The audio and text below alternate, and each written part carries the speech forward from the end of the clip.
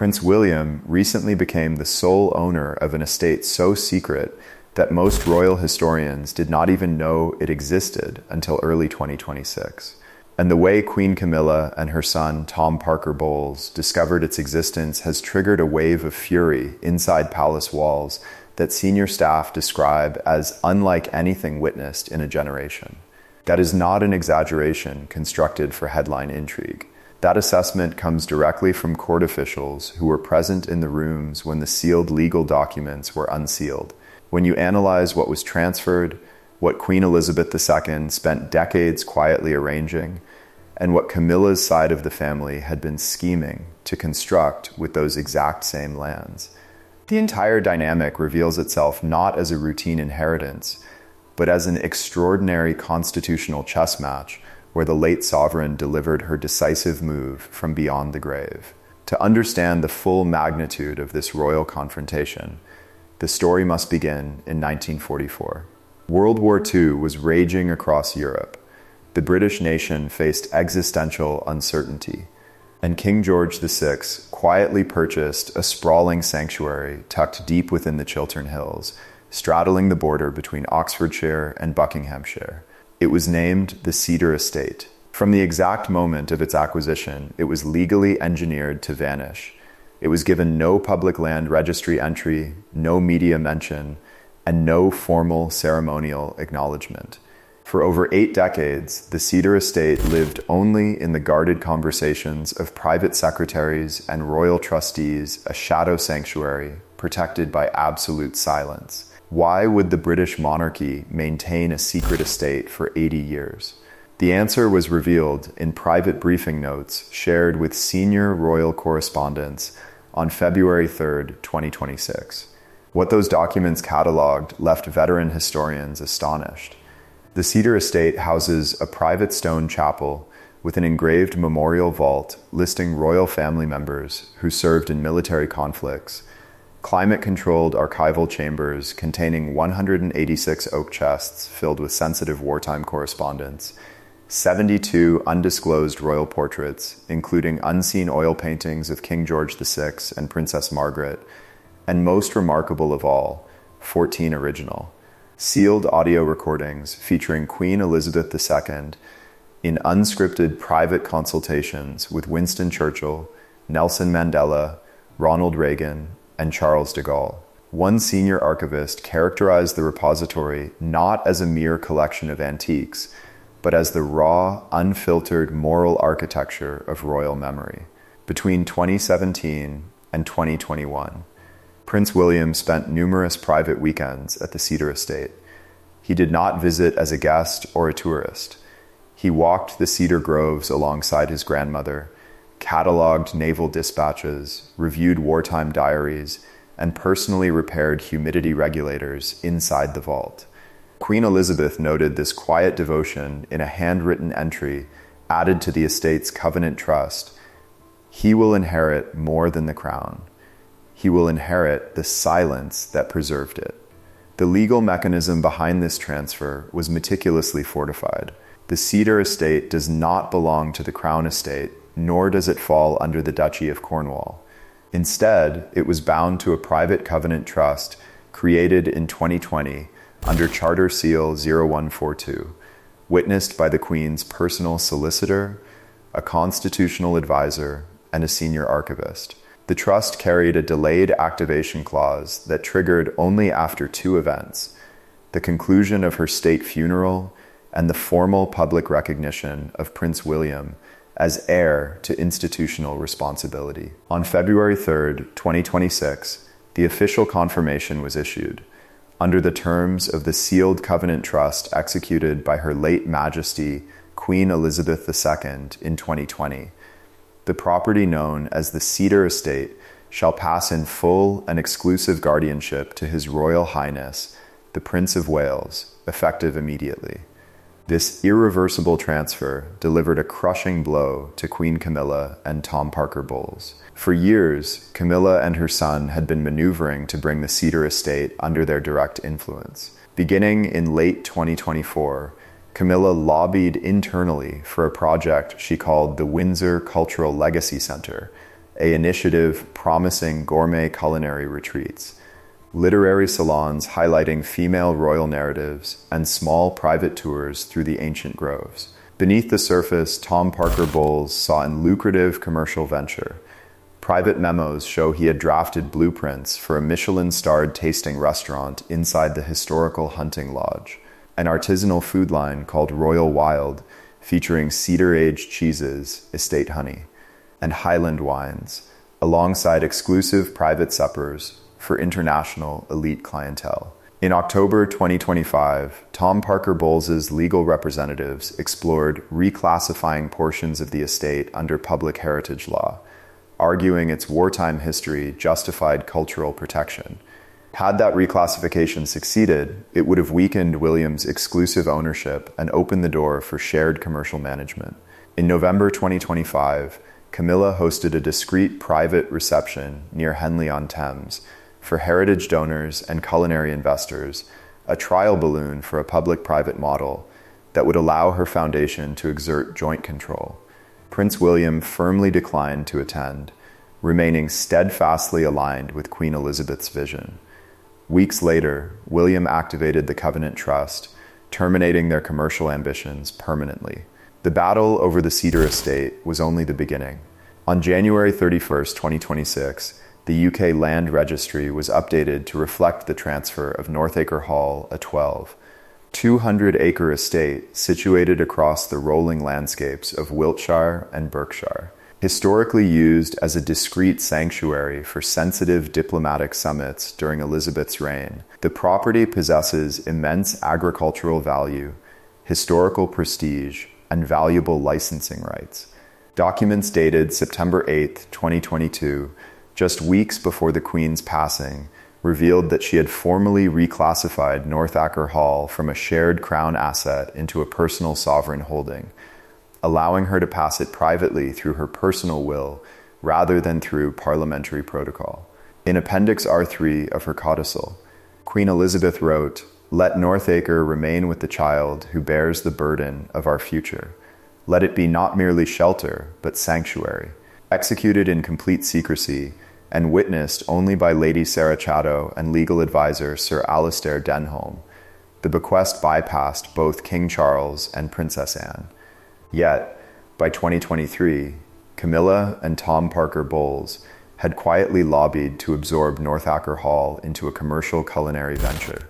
Marketed publicly as a farm-to-table sustainability initiative, it was backed privately by luxury investment firms from the Way and Paris. Their proposal envisioned a 5-star boutique hotel, a culinary academy, and commercial licensing valued at over $48 million across 10 years. One courtier remarked, Camilla believed she had quietly secured the estate through influence. The Queen outmaneuvered her from beyond the grave. Following this setback, Camilla's team launched a subtle media strategy led by PR consultant Maurice Lalo. Anonymous commentaries began surfacing in late 2025, suggesting the royal family should redistribute personal real estate assets to balance generational equity. In a final maneuver, Tom Parker Bowles attempted to submit a formal lease inquiry for Northacre's southern orchard, claiming it was underutilized arable land. The Duchy of Cornwall legal team rejected the inquiry immediately. Insiders described Camilla's reaction as cold, quiet fury at being thoroughly outflanked by her predecessor. In mid-January 2026, Princess Anne conducted a comprehensive review of the Queen's private documents in Windsor's Oak Room. Tucked inside a leather folio stamped with a golden monogram W, she uncovered a handwritten codicil concerning the Clarence Hill estate. Tucked deep in the Chilterns and accessible only via a 4-mile private security drive, Clarence Hill was acquired in 1947 by King George VI as an off-the-record sanctuary for direct heirs, insulated from Parliament, media intrusion, and government oversight. The late Queen's directive was explicit: "I entrust Clarence Hill to my grandson William in full title and spirit, free of encumbrance, free of shadow. Let it remain outside the Crown estate, immune to politics, immune to scandal. This land is a covenant, not a commodity. Her reference to keeping the property immune to scandal reflected deep concern over public controversies surrounding Prince Andrew and Prince Harry.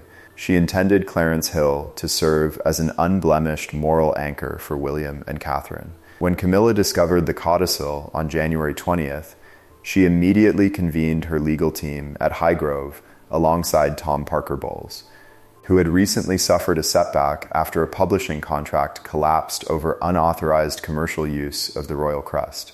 By January 23rd, Camilla's circle had drafted a business blueprint under a newly formed corporate entity, Hill & Crown Limited, listing Tom Parker Bowles as executive director.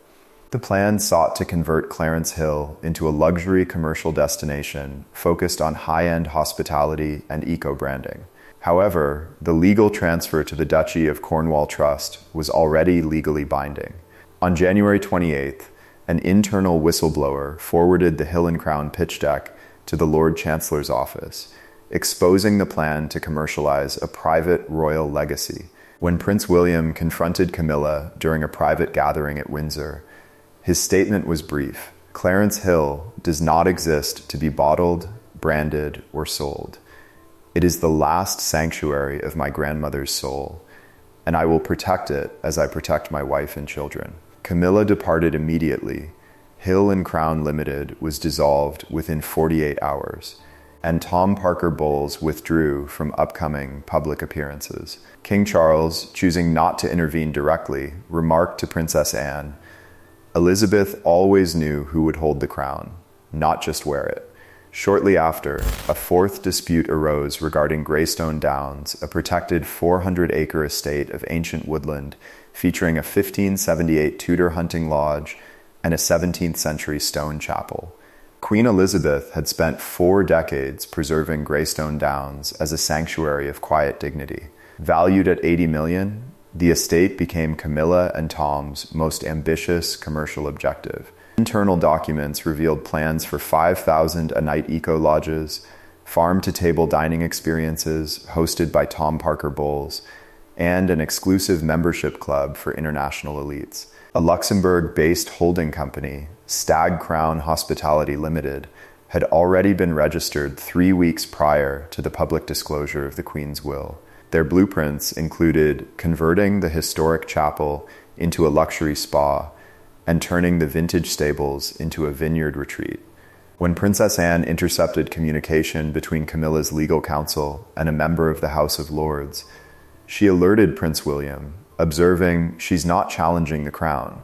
She's challenging Mother's ethics." Prince William and the Keeper of the Privy Purse executed an immediate legal countermeasure. A sealed codicil released to the Royal Archives on February 3, 2026.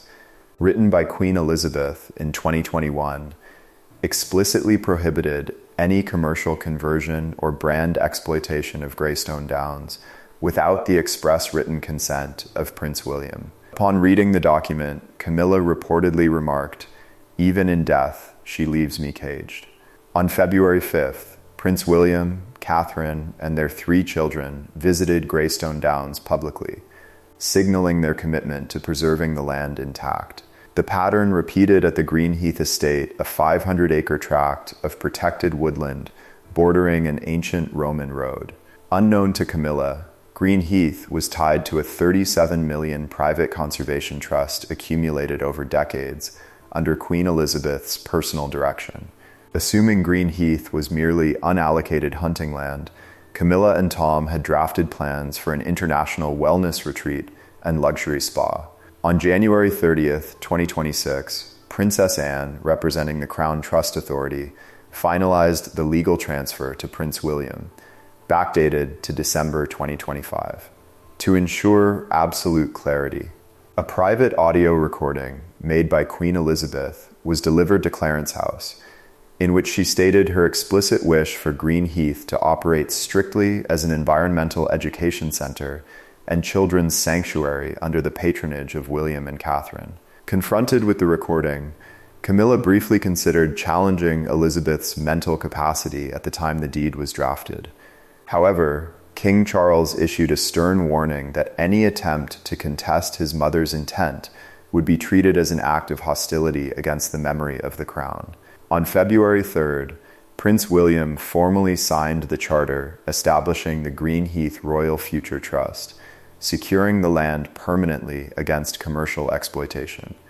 The final property in this extraordinary series of transfers was Oakridge, an historic estate near the Thames forests containing the ruins of a Tudor chapel, valued at $18 million. Unlike traditional crown holdings, Oakridge was held under a distinct personal clause in Queen Elizabeth's will.